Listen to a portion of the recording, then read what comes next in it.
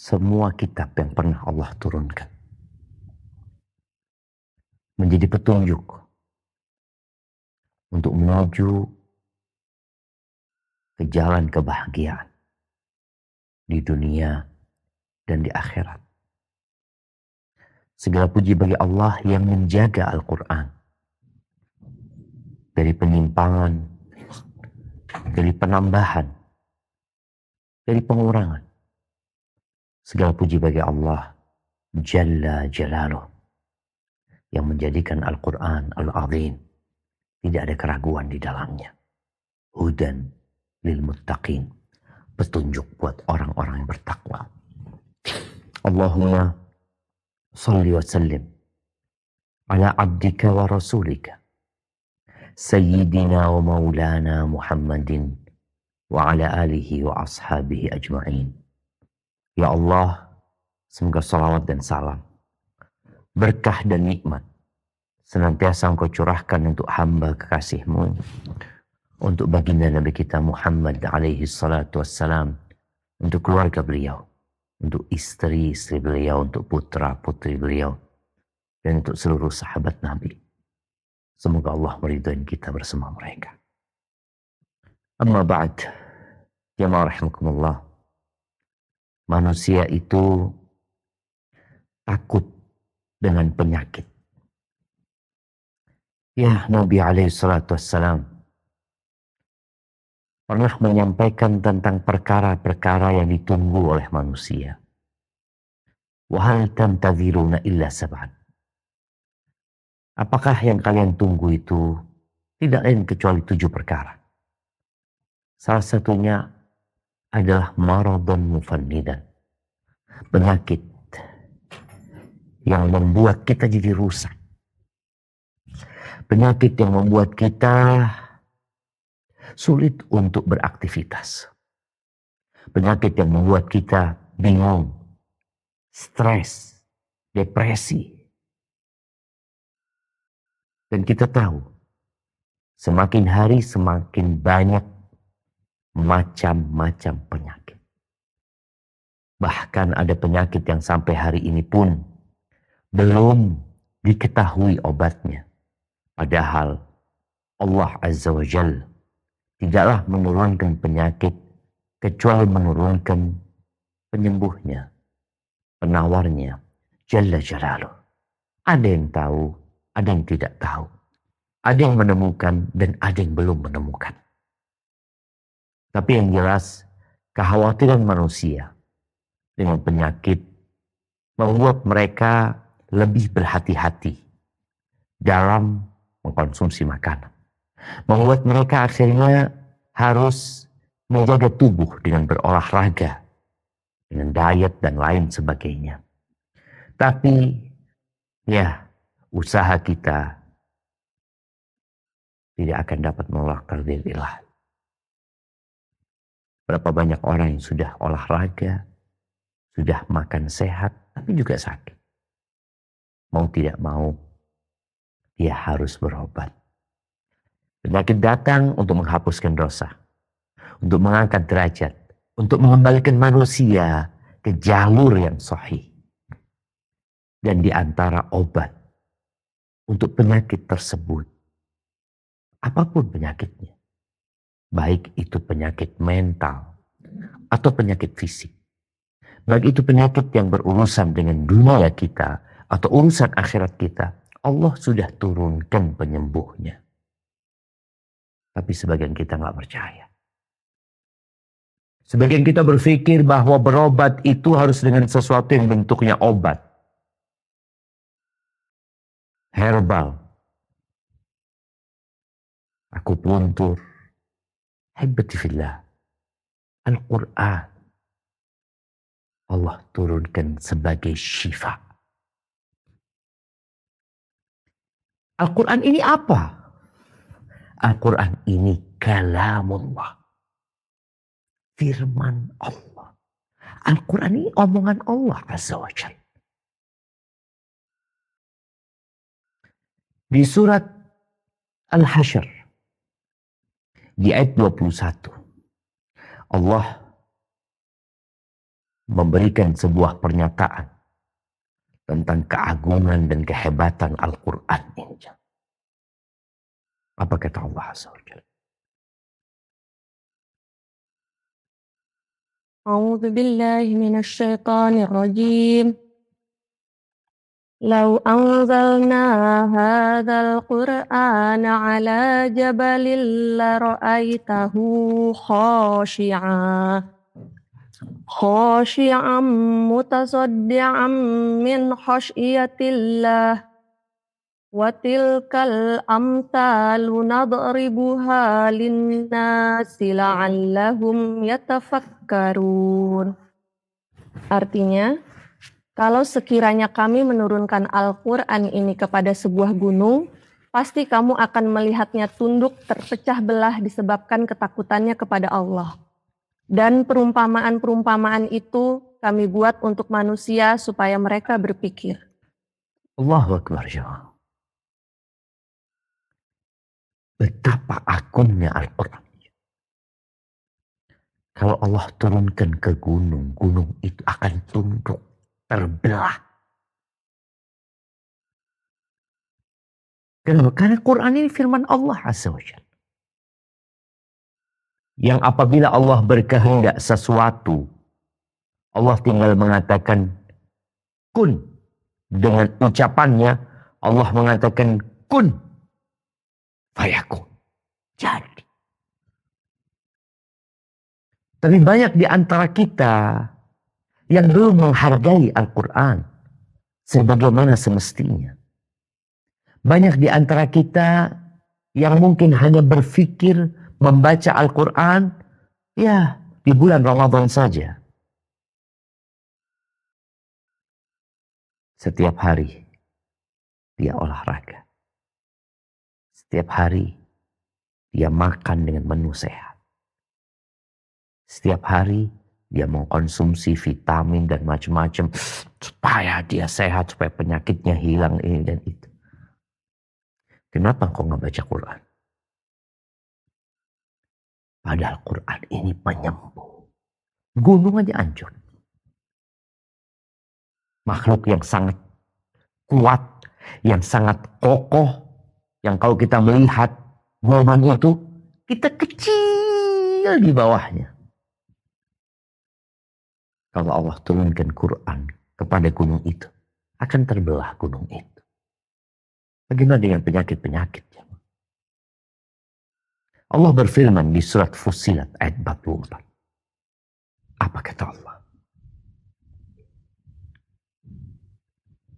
A'udzu billahi minasy syaithanir rajim. Bismillahirrahmanirrahim. Walau ja'alnahu Qur'anan a'jamiyyan laqalu laula fussilat ayatuh a'jamiyyun wa arabiyyun. Qul huwa lilladzina amanu hudaw wa shifaa' walladzina la yu'minuna fi adhanihim waqru wa huwa 'alaihim 'ama. Ulaika yunadawna min makanin ba'id. Dan jikalau kami jadikan Al-Quran itu suatu bacaan dalam bahasa selain bahasa Arab, tentulah mereka mengatakan, mengapa tidak dijelaskan ayat-ayatnya? Apakah patut Al-Quran dalam bahasa asing sedang Rasul adalah orang Arab? Katakanlah, Al-Quran itu adalah petunjuk dan penawar bagi orang-orang yang beriman. Dan orang-orang yang tidak beriman pada telinga mereka ada sumbatan. Sedang Al-Quran itu suatu kegelapan bagi mereka. Mereka itu adalah seperti orang-orang yang dipanggil dari tempat yang jauh. Nah, ini kondisi orang-orang yang tidak beriman. Yang berusaha untuk menebarkan syubhat. Yang berupaya untuk menjauhkan orang dari Al-Quran. Dengan berbagai macam cara, dengan berbagai media. Maka Allah mengatakan, Qul, katakan kepada mereka. Huwa, Quran ini, lilladzina amanu, buat orang-orang yang beriman, hudan, petunjuk, wa syifa, dan penyembuh, penawar. Itu Quran. Jadi ini jadi penyembuh ketika engkau beriman. Ini menjadi petunjuk ketika engkau menerima. Tatkala Allah turunkan Nabi Adam dari surga ke muka bumi ini, Allah berfirman, "Faman ittaba'a hudaya fala yadhillu wa la yashqa." Yang mengikuti petunjukku, maka dia tidak akan tersesat dan tidak akan menderita. Orang yang sakit biasanya dia akan mencari berbagai macam alternatif agar sembuh. Dia nggak berpikir lagi halal haram. Dia nggak berpikir lagi boleh tidak boleh. Yang dia pikirkan bagaimana aku bisa sembuh. Bagaimana penyakitnya diangkat. Padahal obatnya ada di Al-Quran. Tapi tatkala orang berpaling dari Al-Quran, bagaimana dia akan mendapatkan petunjuk? Apakah orang yang sembuh dari penyakitnya itu pertanda orang itu mendapatkan petunjuk? Berapa banyak orang-orang yang sembuh tapi nggak lama ya mati juga. Hidupnya tetap menderita. Karena tatkala seorang berobat dengan Al-Quran, membaca Al-Quran, mentadabburi Al-Quran, seberat apapun penyakit dia akan jadi tenang. Subhanallah. Itulah Al-Quran. Di surat Yunus ya Allah menjelaskan lagi Al-Quran ini penyembuh. Di surat Yunus ayat 57. Apa kata Allah Azza wa Jalla? Mengambil umat manusia. Bukan hanya yang beriman. Apa kata Allah? A'udzu billahi minasy syaithanir rajim. Ya ayyuhan nasu qad ja'atkum mau'izatum mir rabbikum wa shifaa'ul lima fis suduri wa hudaw wa rahmatul lil mu'minin. Artinya, hai manusia, sesungguhnya telah datang kepadamu pelajaran dari Tuhanmu dan penyembuh bagi penyakit-penyakit yang berada dalam dada dan petunjuk serta rahmat bagi orang-orang yang beriman. Barakallahu fiik. Kita lihat di ayat sebelumnya, Allah menyebutkan bahwa Quran ini hudan wa syifa, petunjuk dan penyembuh buat orang-orang yang beriman. Di ayat ini Allah menyebutkan bahwa dia itu penyembuh bagi penyakit-penyakit yang ada di dalam dada. Di sini dapat difahami ini penyakit mental. Quran menyembuhkan. Tapi di ayat sebelumnya lebih umum lagi. Penawar untuk segala penyakit. Dan Allah memanggil umat manusia telah datang kepada kalian. Pelajaran. Dari Tuhan kalian. Ini firman Tuhan. Bukan kumpulan karya manusia. Ini firman Allah Azza wa Jalla. Sehingga pelajaran itu datang dari Tuhan kalian. Dan penyembuh buat apa-apa yang di dalam jiwa. Petunjuk dan rahmat buat orang-orang yang beriman. Artinya mereka yang dapat manfaat dari Al-Quran yang beriman. Dapat menyelamatkan diri mereka dari api neraka. Menyebarkan dan menurunkan kedamaian dan sakinah di dalam kehidupan mereka. Apa gunanya orang berharta, berlimpah ruah ketika dia bingung, cemas. Kasur yang nikmat pun tidak dapat membuat dia pulas tidurnya. Akhirnya dia harus mengkonsumsi obat tidur. Ada apa sebenarnya? Quran ini penyembuh. Alhamdulillah. Yang terakhir berkaitan dengan ayat yang mengandung penjelasan tentang Quran ini syifa. firman Allah di surat Al-Isra ayat 82. Apa kata Allah Azza wa Jalla? A'udzu billahi minasyaitonir rajim. Wa nunzilu minal qur'ani ma huwa shifaa'un wa rahmatul lil mu'minin. Wa rahmatul lil mu'minina wa la yazidudz zalimina illa khasara. Dan kami turunkan dari Al-Quran suatu yang menjadi penawar dan rahmat bagi orang-orang yang beriman. Dan Al-Quran itu tidaklah menambah kepada orang-orang yang zalim selain kerugian. Barakallahu fiik. Syekh Abdul Rahman As-Sa'di rahimahullahu ta'ala, beliau mengatakan, Quran itu mencakup penyembuh dan kasih sayang. Menyembuhkan dan di situ ada rahmat. Tapi bukan untuk setiap orang. Untuk siapa? Untuk orang-orang yang beriman dan percaya dengan ayat-ayat Al-Quran. Yang mengamalkan Al-Quran tersebut. Adapun buat orang-orang yang zalim, yang gak percaya, yang tidak mau mengamalkan, maka ayat-ayat Al-Quran tidak akan menambahkan kepada mereka kecuali kerugian.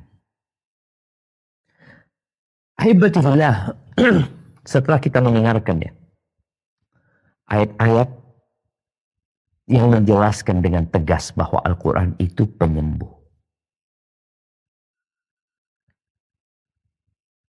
Bahkan penyembuh yang paling sempurna untuk seluruh penyakit.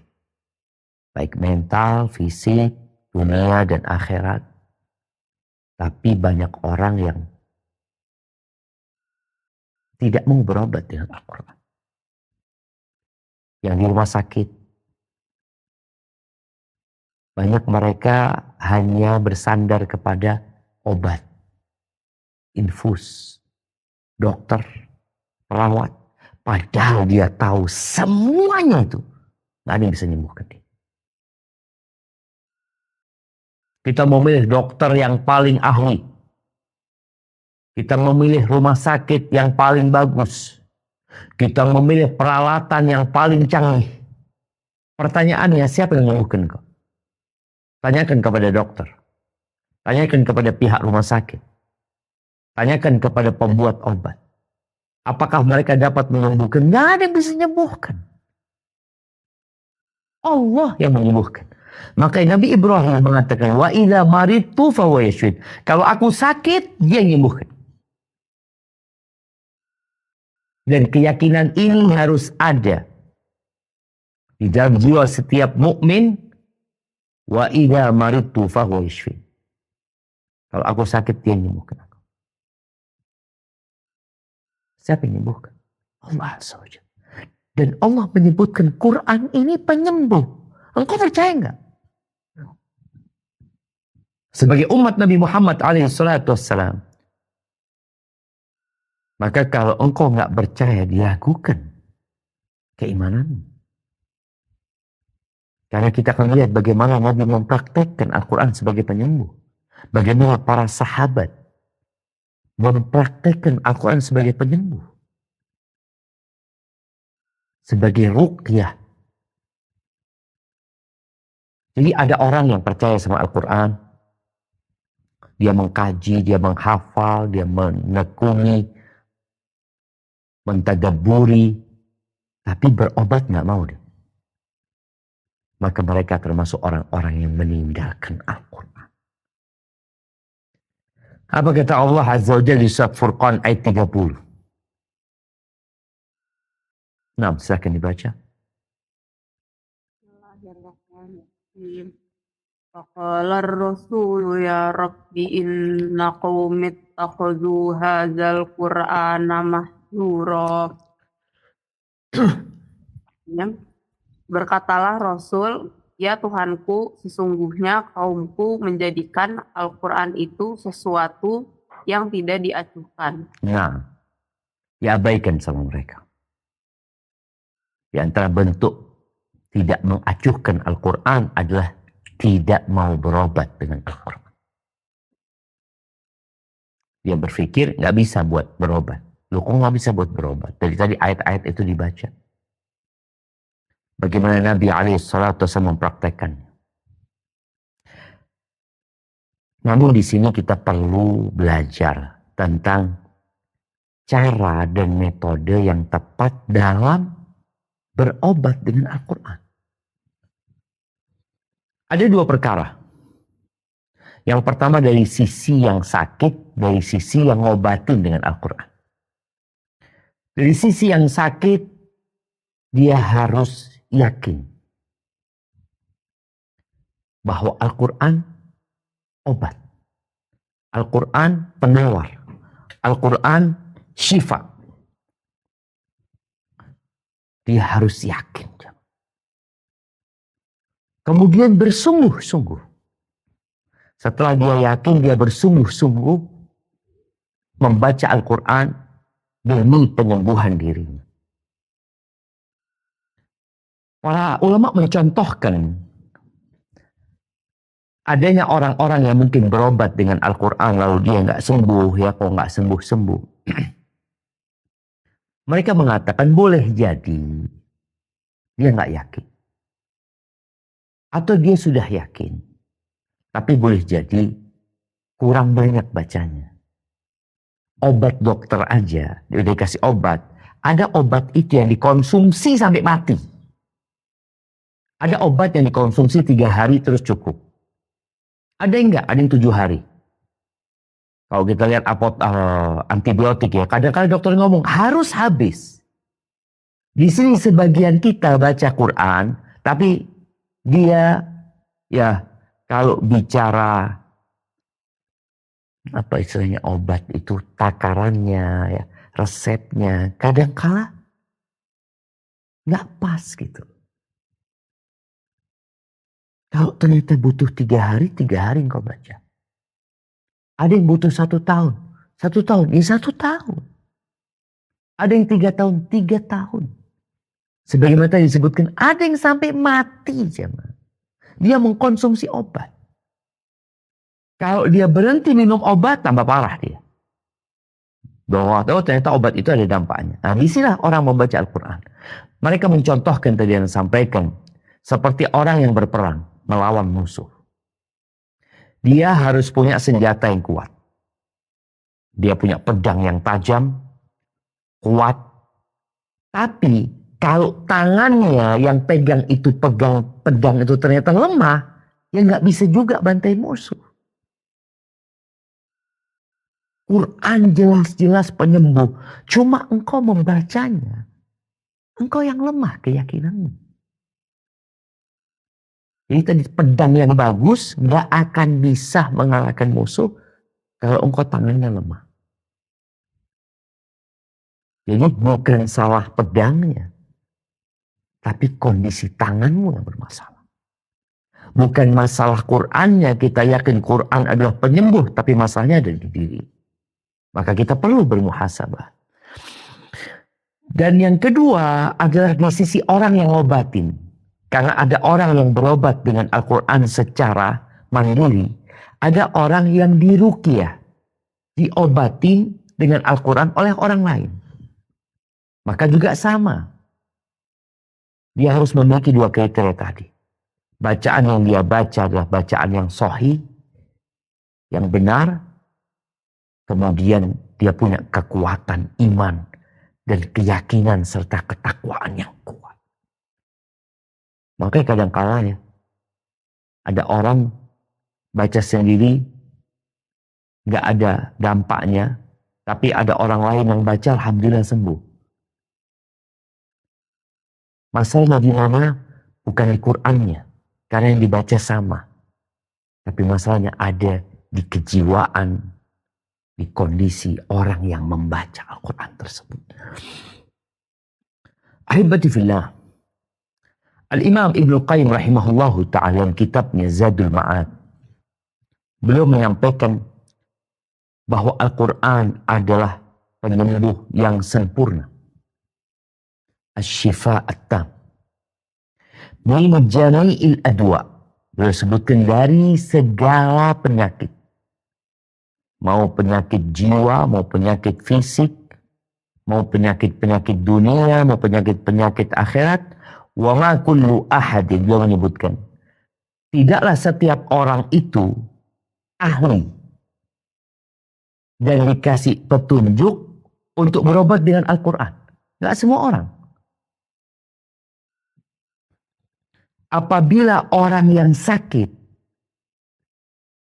itu dengan cara yang baik berobat dengan Al-Quran dan obatnya itu ditaruh di tempat sakitnya dengan jujur dan penuh keimanan, menerima dia, yakin bahwa Quran itu penyembuh,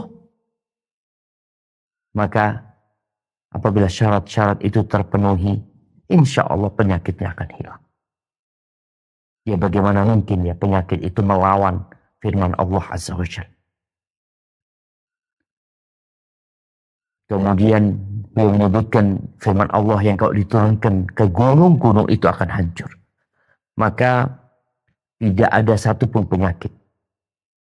Dari penyakit-penyakit hati atau penyakit-penyakit fisik, illa wa fil Quran, melainkan di dalam Al-Quran ada jalan petunjuk untuk mengobatinya. Dan ada sebab-sebab yang menyebabkan orang bisa menjaga diri dari penyakit tersebut. Liman razaqallahu fahman fi kitab. Ini untuk orang yang Allah kasih pemahaman yang benar tentang Al-Quran Al-Azim. Hebatullah. Ya kalau orang dengan Al-Quran gak sembuh, mau cari penyembuh dari yang mana? Tapi sekali lagi tadi, ketika kau berobat dengan Al-Quran, ada yang cukup 3 hari, ada yang 3 bulan, ada yang 30 tahun, ada yang sampai mati. Dan Anda lihat orang-orang yang berobat ya, yang jantung umpamanya, ya dia tetap harus mengkonsumsi obat tersebut. Tiap bulan dia datang ke dokternya hanya untuk memperbaharui resepnya, datang lagi. Kayak gitu berobat. Ketika engkau berobat dengan Al-Quran, engkau maunya hari ini engkau baca, hari ini engkau sembuh. Nggak seperti itu. Ada yang langsung sembuh, ada yang butuh proses. Bagaimana caranya? Para ulama menyebutkan, ada beberapa cara yang disebutkan dalam beberapa hadis ya. Yang pertama dengan membacakan Al-Quran, kemudian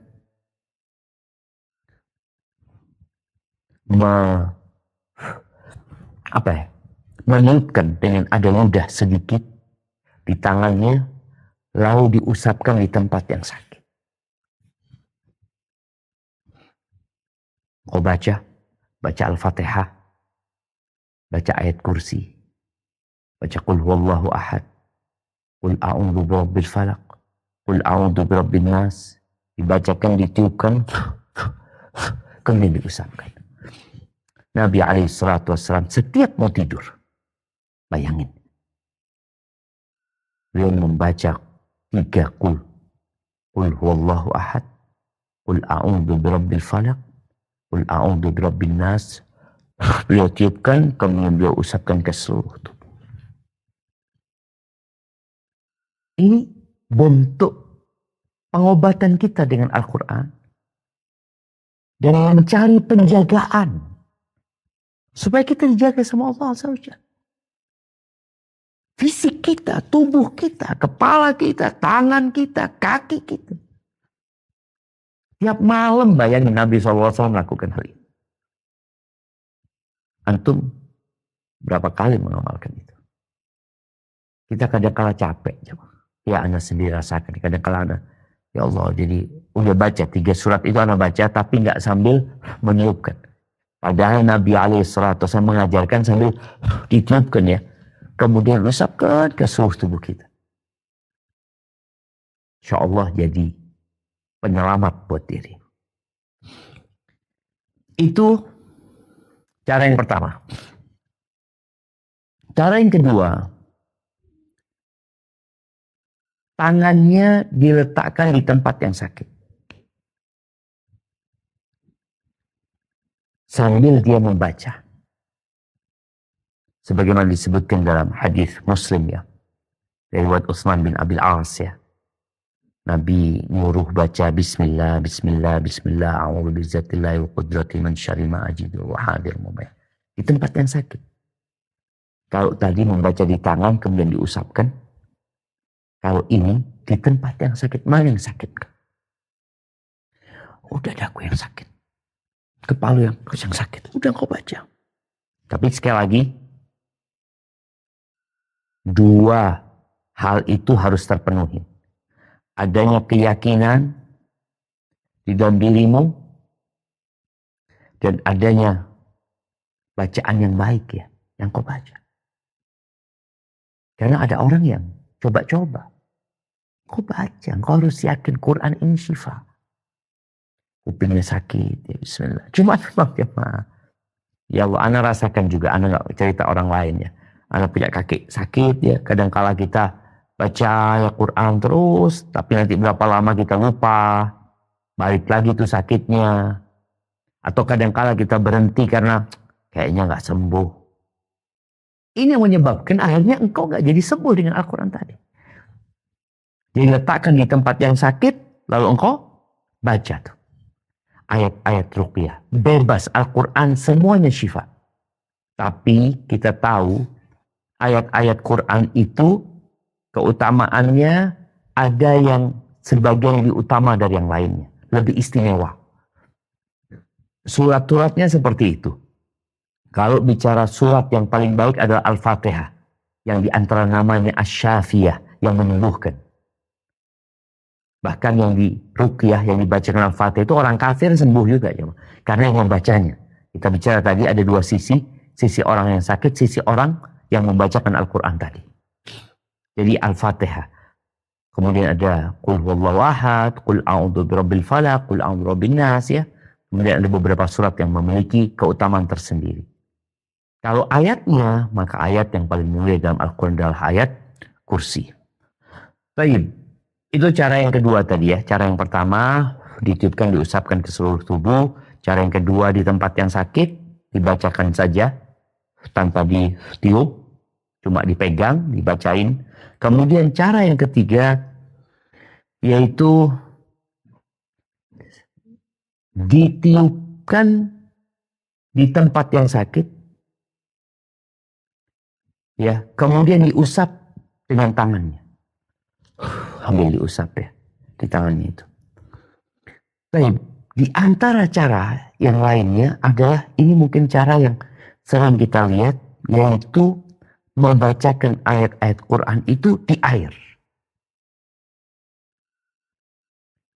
Di air, ada yang di madu, ada yang di minyak, apalah yang mungkin dikonsumsi sama manusia. Kemudian setelah dibaca dia meniupkan di situ sampai ada ludah sedikit. Ini cara yang keempat. Apa dalilnya? Syekh bin Baz rahimahullahu ta'ala, beliau ketika ditanya tentang hukum meniup di air ya, atau di minuman yang lainnya, beliau mengatakan la haraja fi ruqyah fil ma', nggak apa-apa. Ruqyah di air itu nggak apa-apa. Kemudian dia minum air tersebut. Atau bahkan beliau mengatakan summa au yaghtasil fi, mana? Atau dia mandi dengan air yang dibacain tadi. Semua itu nggak apa-apa kata beliau. Kemudian beliau mengatakan waqad thabata, dan disebutkan bahwa Nabi SAW meruqyah Thabit bin Qais bin Syammas fi ma'in, di air, kemudian ditiupkan, kemudian disiramkan kepada Thabit ibn Qais. Ibn Muflih rahimahullahu ta'ala beliau mengatakan rubbama i'talaltu, boleh jadi aku pernah sakit ya, fayakhud abi qadhan fihi, bapakku, ayahnya Ibn Muflih seorang alim ulama ya, dia ngambil gelas air, fayaqra alaihi, kemudian dia baca di gelas tersebut, kemudian dia nyuruh aku minum, isyrab, dan nyuruh aku untuk membasuhi membasuh wajahku dan tanganku. Dan Abdullah ibn Imam Ahmad rahimahullahu ta'ala, dia pernah melihat bapaknya tadi membaca di air, kemudian meminumnya dan menyiramkan ke tubuhnya. Ini diperbolehkan berdasarkan dari beberapa dalil yang disebutkan. Tapi ada satu masalah jemaah, ini yang diperselisihkan oleh para ulama ya. Insya Allah yang tadi itu diperbolehkan, masalah menulis ayat-ayat Quran itu di gelas. Boleh nulis ayat kursi di gelas ya, pakai tinta atau di piring ya. Kemudian piring itu disiram air, lalu airnya diminum atau dibuat mandi. Ini diperselisihkan oleh para ulama masalah ini. Sebagian mengatakan itu adalah hal bid'ah. Seperti Ibnul Arabi, beliau berpendapat itu hal yang termasuk bid'ah. Bahkan beliau mengatakan wahya bid'atun minasyaitan. Tapi sebagian salafus saleh membolehkan. Seperti adanya riwayat dari Abdullah bin Abbas radhiyallahu anhu, di mana Ibnu Qayyim dalam kitabnya Zadul Ma'ad beliau mengatakan wara'a jama'atun minas salaf, dan telah berpendapat jamaah dari kaum salafus saleh bahwa ayat-ayat Quran itu ditulis cuma diminum. Ada riwayat dari Mujahid, ya, ada riwayat dari Abi Qilabah. Kemudian Al-Imam An-Nawawi rahimahullahu ta'ala dalam kitabnya Syarh Al-Muhadzab, Al-Majmu' fi Syarh Al-Muhadzab, beliau mengatakan lau kutiba Al-Quran fi ina, kalau Quran itu ditulis di satu wadah, kemudian dicuci wadahnya, kemudian diminum buat orang yang sakit. Dan ada pendapat, ini adalah pendapat Hasan Al-Basri, Mujahid, Al-Auza'i, Abu Qilabah, mengatakan nggak apa-apa, tapi An-Nakh'i membenci hal itu. Tapi secara mazhab Syafi'i, beliau mengatakan nggak apa-apa, sampai dikatakan kalau Quran itu ditulis di manisan, di kue ya, kemudian dia makan, itu diperbolehkan. Ini menurut pendapat yang satu. Kemudian Syekhul Islam rahimahullah ta'ala Ibnu Taimiyah mengatakan boleh. Beliau berpendapat termasuk boleh ditulis ya, buat orang yang sakit atau baik itu ayat Al-Quran atau zikir-zikir yang lainnya dengan tinta yang suci, kemudian dicuci, kemudian diminum. Ahibati fillah, ini masa ada khilaf di antara para ulama. Anda sampaikan hal ini supaya kita jadi faham mana seharusnya nanti yang diambil ya. Beliau juga mengatakan, diriwayatkan dari Ibnu Abbas, kalau seorang wanita sulit melahirkan, maka hendaklah menulis Bismillah, la ilaha illallahul halimul karim, subhanallah rabbil arsyil azim, alhamdulillahi rabbil alamin. Kemudian firman Allah di surat An-Nazi'at ayat 46, ka'annahum yawma yarawnaha lam yalbathu illa 'ashiyatan aw duhaha. Terus yang di surat Al-Ahqaf ayat 35, ka'annahum yawma yarawna ma yu'adun lam yalbathu illa sa'atan min nahar balaghun fa yuhlaku illa al-qaumul fasiqun. Baik, kemudian di sini disebutkan beberapa asar yang membolehkan hal itu dari Abdullah bin Abbas radhiyallahu ta'ala anhu. Bagaimana caranya? Ini ana bacakan ya. Kemudian setelah ditulis, diminum oleh yang sedang sulit lahiran ini. Nah, kemudian dipercikkan di pusarnya. Dan ada juga riwayat Abdullah putranya Imam Ahmad melihat ayahnya menulis buat seorang wanita. Tapi ada hal berkaitan dengan menulis ini, memang kalau dilihat nggak pernah dipraktekkan oleh Rasul Sallallahu Alaihi Wasallam, sehingga kemudian jadi perdebatan di antara para ulama. Setelah anak kaji, anak pelajari, lebih baik enggak. lebih baik dibacakan daripada menulis. Karena tadi ada perselisihannya di antara para ulama. Kalau membacakan selesai. Sepakat para ulama kalau kita memang meruqyah itu dengan membacakan. Bukan dengan menulis kemudian diminum. Dibacakan. Karena seorang yang membaca, tadi kita bicara seperti seorang yang pegang pedang ya. Ketika tangannya kuat, pedang itu akan dapat memotong dan memutuskan. Maka hendaklah orang itu membacakan. Ada mungkin yang menulis di kertas kemudian dicelupin ya, seperti itu. Ini modelnya sama dengan yang diperselisihkan oleh para ulama.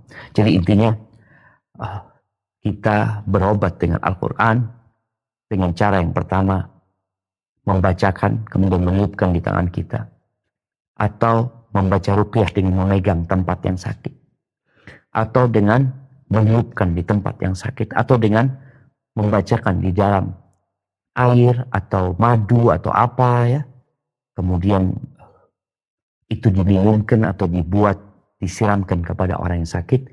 Itu insya Allah cara atau metode untuk berobat dengan Al-Quran yang aman. Adapun berkaitan dengan yang menulis, tadi Anda sebutkan ada perselisihan di antara para ulama.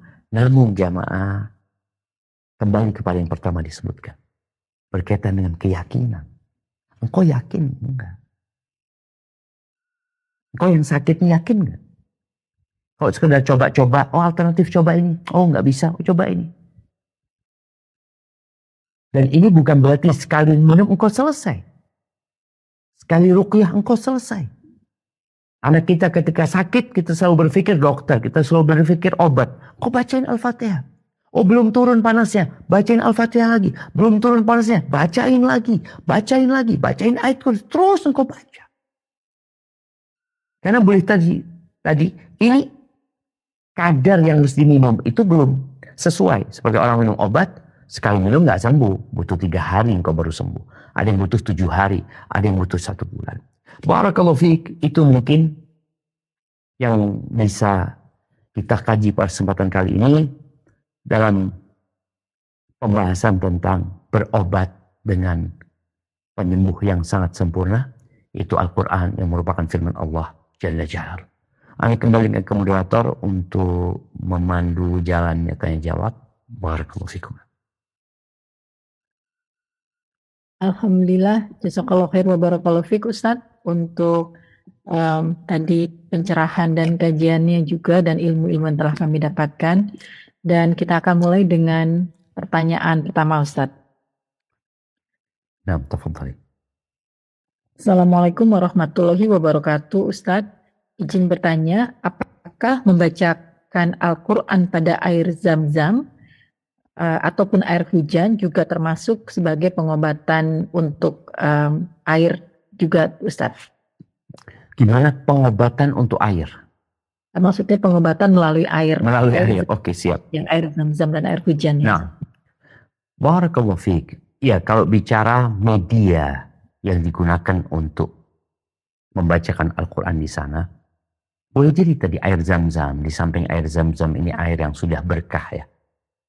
Nabi SAW mengatakan ma'u zam-zam 5 syuribalahu. Air zam-zam itu tergantung niat meminumnya. Maka insya Allah kita akan dapat berkah yang lebih ketika yang diminum adalah air zam-zam. Air hujan sama artinya. Kita mau air hujan, mau air galon, mau air apa. Memang ada yang menjelaskan tentang air hujan ini kan ma' mubarak ya. Air yang berkah. Nah, air yang berkah yang Allah turunkan dari langit ke bumi ini. Sehingga menumbuhkan tumbuh-tumbuhan, memberikan penghidupan kepada manusia. Jadi itu termasuk media. Boleh jadi tadi bukan hanya air.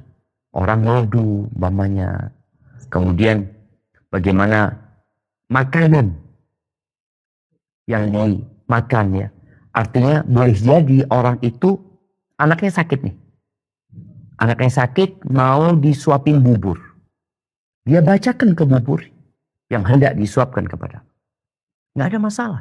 Itu menjadi salah satu cara dengan media air atau media makanan. Hadza wallahu a'lam bissawab. Jazakallahu khair Ustaz. Pertanyaan berikutnya Ustaz. Bismillah. Assalamualaikum warahmatullahi wabarakatuh. Waalaikumsalam warahmatullahi wabarakatuh. Ustadz Afwan, bagaimana jika kita juga ikut pengobatan yang selain sunnah, misalnya dengan terapi meditasi ataupun tai chi pengaturan nafas, namun dengan menggabungkan dengan ayat Quran. Misalnya pas mediasi dalam hati membaca kulhu, pas tai chi atur nafas terus-menerus dengan berzikir. Juga dengan energi penghasil rasa panas dibantu dengan surat-surat pendek Al-Quran. Apakah ini masih dibolehkan? Karena rasanya pada kakak saya yang telah mengikuti sangat terbantu. Kakak saya terkena kanker. Mohon bantuan mohon arahannya Ustaz. Subhanallah jamaah. Kalau bicara pengobatan yang dari luar, pengobatan yang baik, pengobatan alternatif ya. Kalau tadi dikatakan ada meditasi, umpamanya ada yang namanya tai chi. Yang pertama perlu didudukkan, meditasi ini apa sebenarnya? Kalau ternyata meditasi itu salah satu bentuk peribadatan ya, di agama tertentu, di mana mereka mengkosongkan pikiran mereka untuk fokus kepada penyembuhan diri mereka, umpamanya seperti itu. Anda nggak terlalu paham tentang meditasi ya. Tapi kalau ternyata ini adalah sesuatu yang khusus di agama tertentu, maka nggak boleh kita lakukan. Karena kalau umpamanya meditasi sebenarnya dalam semua agama bisa gitu, tapi ini kekhususan di suatu agama. Mereka melakukan itu. Seperti bersemedi umpamanya. Kemudian kalau dikatakan yang tai chi tadi tentang bicara kalau melatih pernafasan nggak ada masalah gitu. Tapi kalau ada campuran lainnya yang Anda nggak tahu apa campurannya, ini yang harus didudukkan masalahnya. Kalau bicara engkau ketika meditasi mau baca Al-Quran, engkau baca Quran kapan saja boleh. Tapi kenapa harus meditasi? Jadi anak wallahu alam tentang masalah ini, tapi yang jelas tadi apa saja yang ternyata menjadi kekhususan dalam sebuah agama tertentu, maka sebenarnya di Islam sudah ada gantinya yang kita dilarang untuk meniru-niru mereka. Tapi kalau ternyata ini hanya merupakan sebuah pengobatan medis sebenarnya, yang satu dengan pernafasan, maka sebenarnya nggak ada masalah ketika orang melatih pernafasan ya. Kita nggak bicara tai chi ya, di pencak silat umpamanya di Indonesia ini kita diajari pernafasan. Memang pernafasan itu ya bagaimana kita untuk supaya lebih lega lagi ya. Tapi kalau yang meditasi wallahu a'lam tadi, kalau ternyata dia harus mengkosongkan semua pikiran dia dan bahwasanya hanya dia yang bisa menyembuhkan dirinya sendiri umpamanya, itu yang bermasalah, karena yang menyembuhkan adalah Allah Azza wa Jalla. Hadza wallahu a'lam bissawab. Nah. Barakallahu fiik Ustaz. Untuk berikutnya kita akan persilahkan ummahat yang sudah hadir di Zoom. Afwan mohon satu pertanyaan dan sebisa mungkin sesuai dengan topik. Tafadholi untuk Ummu Muhammad.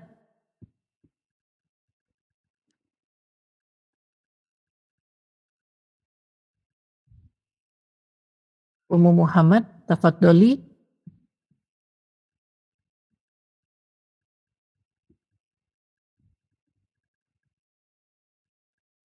Assalamualaikum warahmatullahi wabarakatuh Ustadz. Waalaikumsalam warahmatullahi wabarakatuh. Ahlan wa sahlan. Barakallahu fiik. Nah. Nah Ustadz, Ana mau bertanya soal Al-Quran. Jadi Ana pernah mendengar katanya kalau kita menyimak orang yang membaca Al-Quran itu maka sama dengan membaca.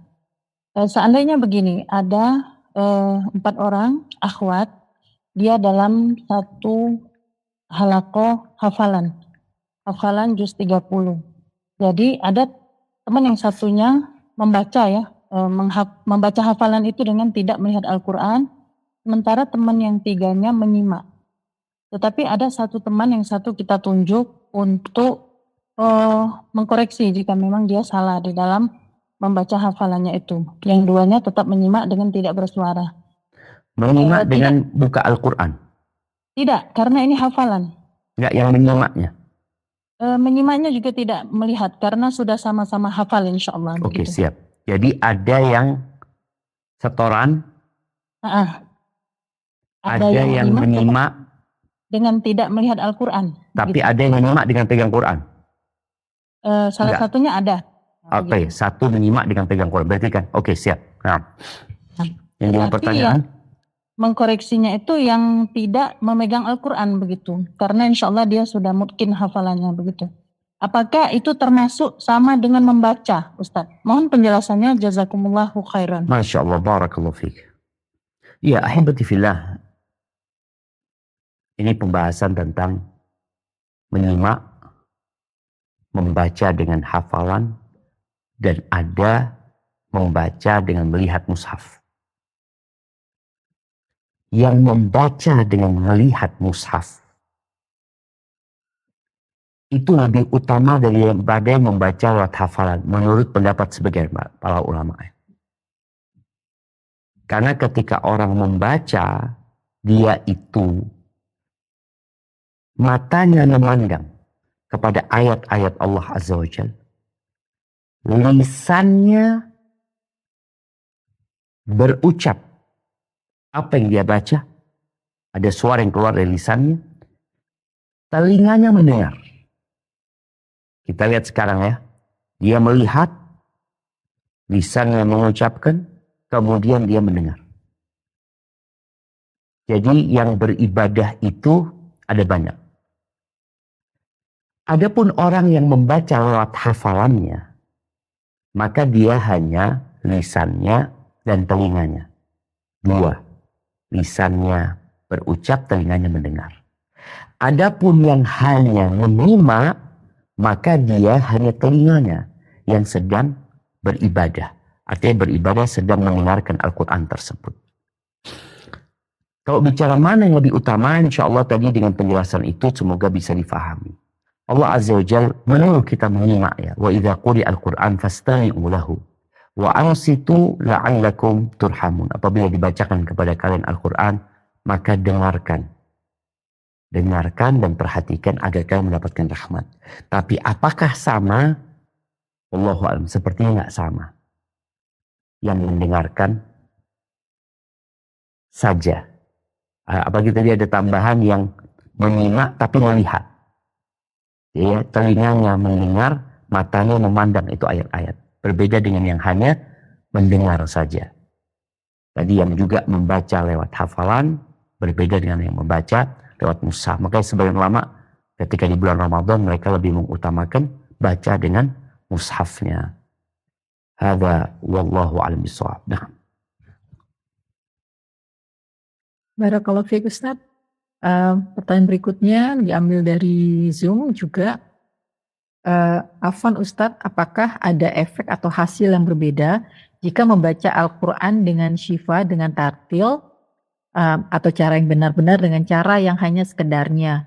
Ini juga ada yang bertanya, apakah juga kita harus paham mengenai isi dari Al-Quran kita baca, ataukah apakah kita harus juga sudah mengamalkan ayat tersebut baru bisa itu cukup efektif untuk sebagai obat? Barakallahu fiik. Nah, ahibati fillah. Kalau bicara apakah ada bedanya? Iya, ada bedanya. Antara yang membaca dengan biasa-biasa saja dengan membaca yang suaranya indah. Karena Allah itu mendengarkan. Allah itu senang mendengarkan orang yang bacaannya indah. Sehingga diperintahkan kita, zayyinul Qur'an bi aswatikum. Hiasin Al-Quran dengan suara kalian. Ada beberapa hadis yang mengatakan laisa minna man lam yataghanna bil Quran, bukan termasuk dari kami mereka yang tidak mengindahkan bacaan Quran. Artinya orang yang baca biasa-biasa aja, ya boleh dia dapat pahala gitu. 1 huruf 10 kebaikan. Tapi ketika dia membaca dengan suara yang indah, yang mau tidak mau akhirnya mungkin kalau dia baca biasa-biasa saja dia dapat 1 halaman, tapi kalau dengan suara indah dia dapat 1/2 halaman. Mana yang lebih utama? Yang 1/2 halaman. Karena dia membaca dengan suara indah, plus biasanya dia mentadabburinya. Dia hidup bersama apa yang dia baca. Maka lebih utama kita tadi ketika membaca Al-Quran, usahakan ya tidak cepat-cepat ya, dibaca dengan tartil, dibaca dengan keyakinan, terus mentadabburi. Tentunya berbeda. Ada orang yang cuma baca ayatnya tanpa maknanya. Ya insya Allah dapat pahala, dapat hadiah, tapi untuk dapat hidayah itu harus paham artinya. Harus mengetahui maknanya.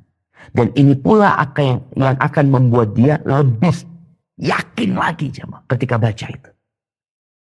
Seperti tadi orang yang pegang pedang, lebih kuat lagi dia menggunakan pedang tersebut karena tangannya sudah kuat. Hadza wallahu a'lam bissawab. Nah. Jazakallah khair Ustaz. Berikutnya kita akan berikan kesempatan dulu untuk yang sudah raise hand. Ukhti Idar, tafadholi untuk satu pertanyaan. Assalamualaikum warahmatullahi wabarakatuh. Waalaikumsalam warahmatullahi wabarakatuh. Ahlan wa sahlan. Na'am, tafadhali. Saya ingin bertanya, saya divonis suatu penyakit yang namanya autoimun, tapi saya tidak merasakan suatu sakit yang jelas. Cuma kata dokter saya harus dikontrol setiap tahun begitu. Apakah penyakit yang di mana kita tidak merasakan sakit tapi ada kemungkinan itu bisa juga diobati dengan Al-Quran, Ustaz? Terima kasih. Masya Allah, barakallahu fiik. Nah, ahibati fillah. Apapun penyakitnya, Allah mengatakan wa nazzilu minal Qur'ani ma huwa shifa. Quran ini penyembuh gitu. Maka ketika engkau membaca Al-Quran, engkau niat mendapatkan petunjuk dari Allah, engkau niat mendapatkan pahala, dan engkau niat supaya disembuhkan sama Allah Azza wa Jalla. Bagaimana caranya? Tadi disebutkan. Boleh jadi engkau dengan membaca Al-Quran tersebut, kemudian ditiupkan di tangan, kau usapkan ke seluruh tubuhmu. Apalagi kalau bicara autoimun ya, mungkin penyakitnya itu bukan di tempat tertentu.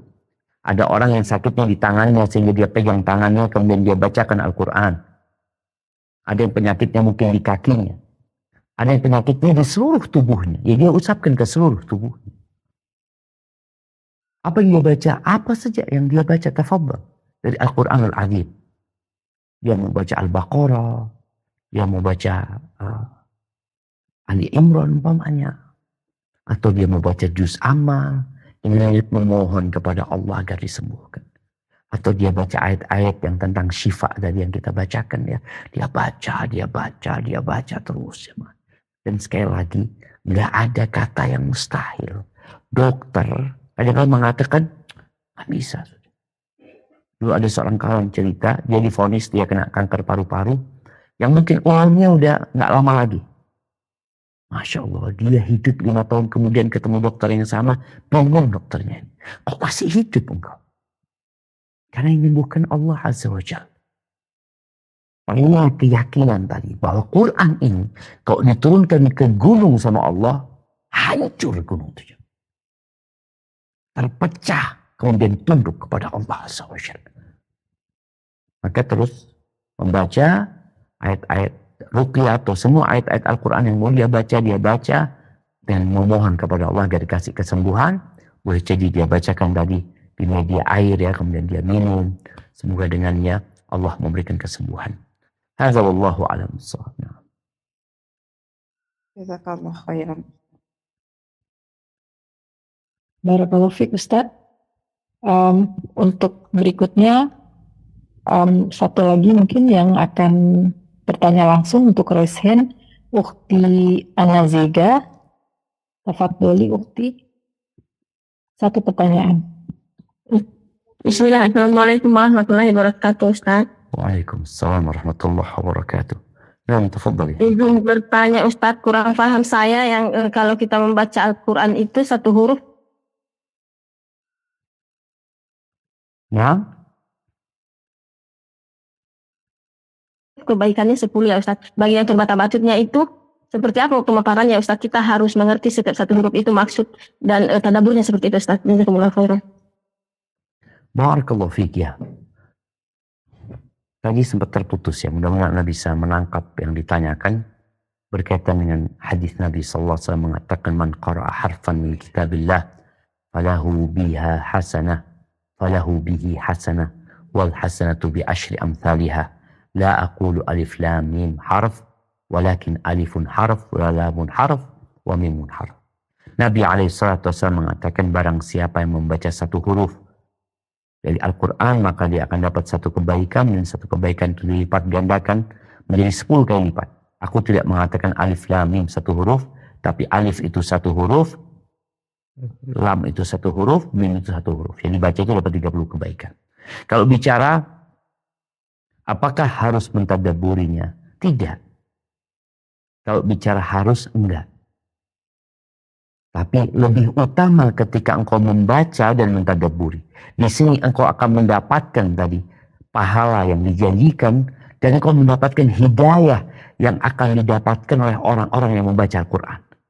Jadi ada pahala, yaitu ditulisnya kebaikan, ada hidayah, yaitu bimbingan dan petunjuk dari Allah Azza wa Jalla, sehingga seorang itu menjadi istiqamah, menjadi lebih baik lagi. Itu yang diharapkan. Maka Allah katakan, afala yatadabbaruna al-Quran. Kenapa mereka itu nggak mentadabburi Al-Quran? Ini ajakan agar mereka mentadabburi Al-Quran. Dan ketika orang membaca Al-Quran atau mentadabburi Al-Quran, mungkin ada yang modelnya dia baca satu halaman terus dia baca artinya, kemudian dia baca tafsirnya. Ada yang mungkin dia baca per ayat. Ada yang kadang-kadang dia baca per kalimat. Dia nggak paham kalimat ini apa maknanya ya. Kemudian dia baca, oh ternyata maknanya ini, dia lanjutkan seperti itu.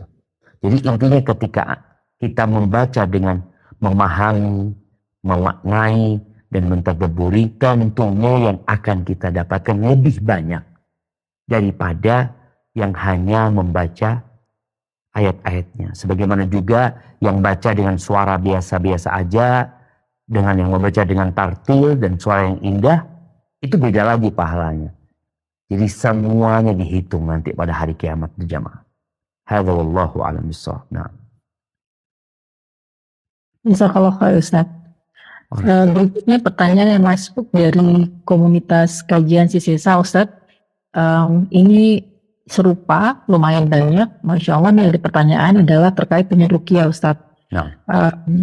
Saya bacakan, Ustadz Afan, saya pernah mendengar hadis bahwa orang yang dijamin masuk surga tanpa hisab adalah orang-orang yang tidak meruqyah, tidak meminta untuk meruqyah, tidak melakukan tiyaroh, berangkapan siar, dan hanya kepada Allah mereka bertawakal. Apakah yang dimaksud di sini, apakah boleh sebenarnya kita meminta untuk ruqyah atau sebaiknya meruqyah diri sendiri atau bagaimana Ustadz? Kurang lebih seperti itu Ustadz terkait dengan ruqyah Ustadz. Masya Allah, barakallahu fiik. Nah, ahibati fillah, hadis tentang 70.000 yang masuk surga tanpa hisab, tanpa adab. Nabi alaihissalatu wasallam menyebutkan kriteria mereka, humul ladhina la yastarqun, wa la yatatayyarun, wa la yaktawun, wa ala rabbihim yatawakkalun. Mereka adalah orang-orang yang tidak minta diruqyah, atau ada riwayat yang mengatakan tidak meruqyah. Mereka orang-orang yang tidak tatayur, mereka yang tidak berobat dengan kai, dengan besi panas, dan mereka adalah orang-orang yang bertawakal kepada Allah Azza wa Jalla. Bagaimana hukum ruqyah sebenarnya? Ruqyah itu diperbolehkan asalkan dengan Al-Quran, dengan As-Sunnah, atau dengan ucapan-ucapan yang lain yang baik dan dimengerti, yang tidak ada unsur kesesatan di dalam bacaan tersebut. Diperbolehkan ruqyah itu. Meminta ruqyah, di sini ada khilaf di antara para ulama berkaitan dengan hadis tadi. Kalau bicara boleh, boleh. Tapi apakah dia akan kehilangan fadilah menjadi 70.000 yang masuk surga tanpa hisab, tanpa azab? Sebagian ulama membahas bahwa kalau ternyata dia memang orang yang tidak bisa meruqyah dirinya sendiri, maka dia minta ruqyah yang syar'i insya Allah nggak apa-apa. Kalau memang dia punya keterbatasan, nggak bisa dia meruqyah. Tapi yang lebih utama adalah mereka yang meruqyah diri sendiri. Ada di sini usaha kita, jamaah. Bagaimana tatkala kita sakit, ya ada orang-orang yang insya Allah bisa meruqyah diri sendiri. Tapi ada orang-orang yang kemasukan jin, nggak bisa dia diajak ngomong, nggak bisa. Maka solusinya memang meruqyah sama orang. Maka kita bantu nih orang yang perlu diruqyah, kita ruqyah. Kalau dia bisa ruqyah sendiri, maka lebih diutamakan dia meruqyah diri sendiri. Dan yang tidak butuh ruqyah, jangan coba-coba ruqyah. Artinya kadang-kadang ada acara ruqyah massal, orang kepingin diruqyah lah. Engkau belum jadi tadi keluar dari kriteria yang masuk surga tanpa hisab, tanpa azab. Engkau minta diruqyah. Padahal engkau bisa meruqyah diri sendiri dan engkau nggak ada apa-apa gitu. Tapi tatkala kondisimu memang tadi perlu diruqyah, ya, dan kondisimu engkau juga nggak bisa meruqyah diri sendiri, nggak ada masalah. Tapi tetap yang lebih utama orang itu meruqyah dirinya sendiri agar dia benar-benar nggak termasuk yang kehilangan kriteria yang masuk surga tanpa hisab, tanpa adab tadi. Hada wallahu a'lam bishawab. Barakallahu fiik Ustaz. Masih ada waktu Ustaz? Tafadhal, na'am. Berikutnya saya bacakan Ustaz. Ahsanallahu ilaikum Ustaz beserta tim kajian Sisesa. Semoga Allah senantiasa menjaga dan merahmati Ustaz, tim kajian Sisesa dan saudara kita di Palestina.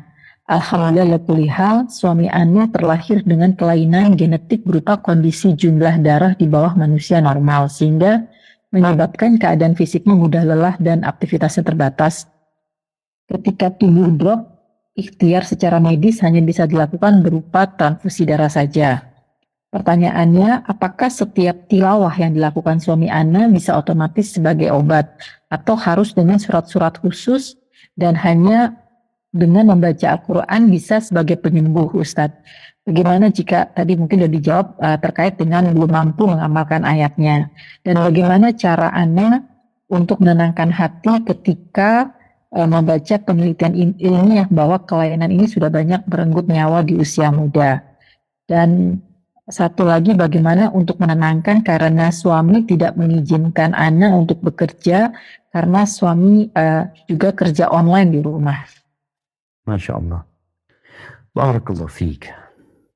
Nah, ahibati fillah, kalau bicara penyakit ya, maka yakinlah bahwasanya tidak ada penyakit ma anzalallahu da'an illa anzalalahu syifa. Tidak ada penyakit kecuali Allah turunkan obatnya. Cuma ada yang paham, ada yang nggak paham. Ada yang udah ketahuan, ada yang belum ketahuan.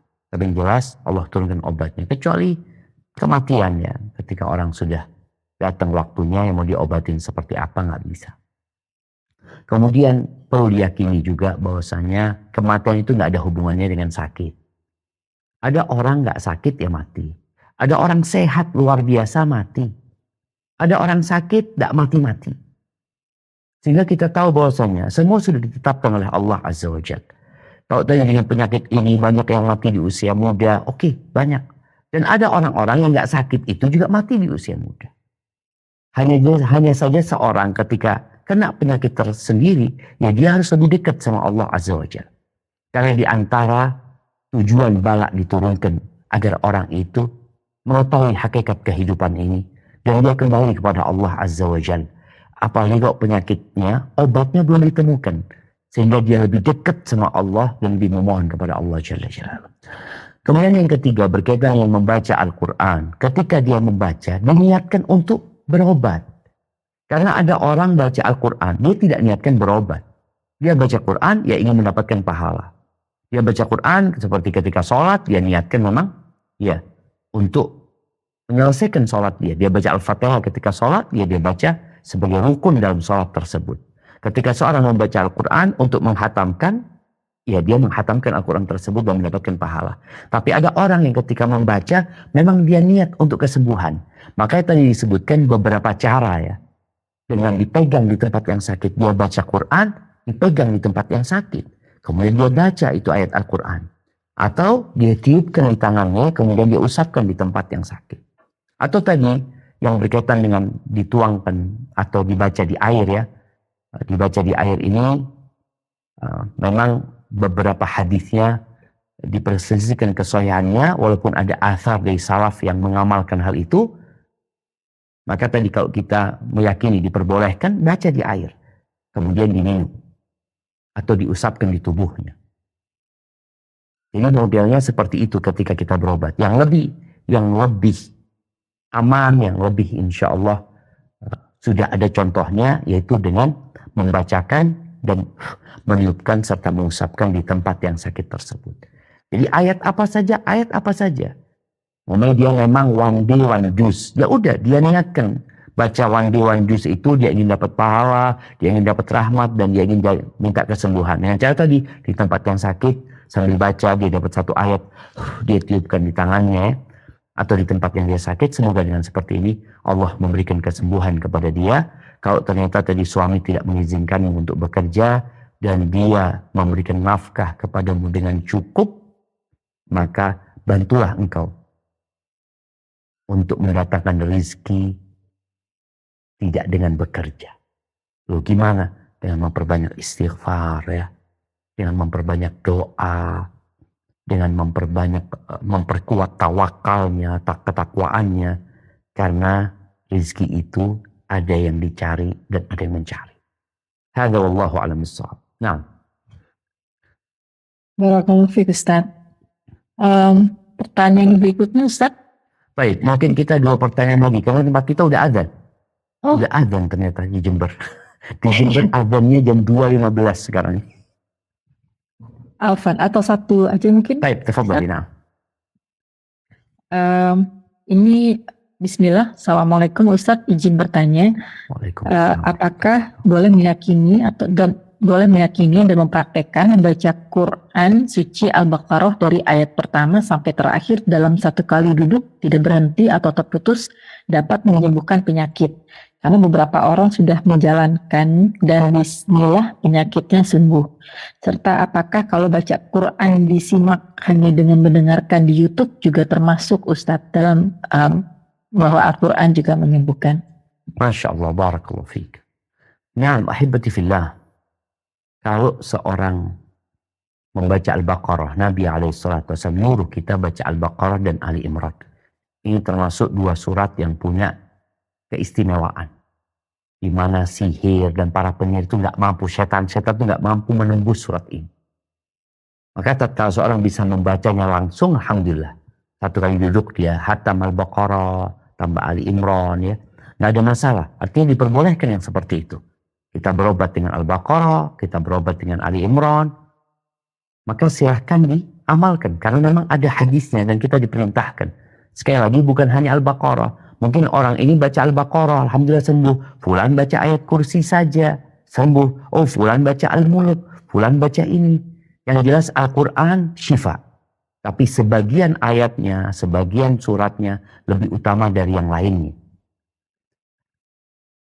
Adapun pertanyaan yang kedua tadi berkaitan dengan apakah sama ketika orang menyimak dari YouTube umpamanya, dari media, maka ada perbedaan tadi yang Anda sebutkan.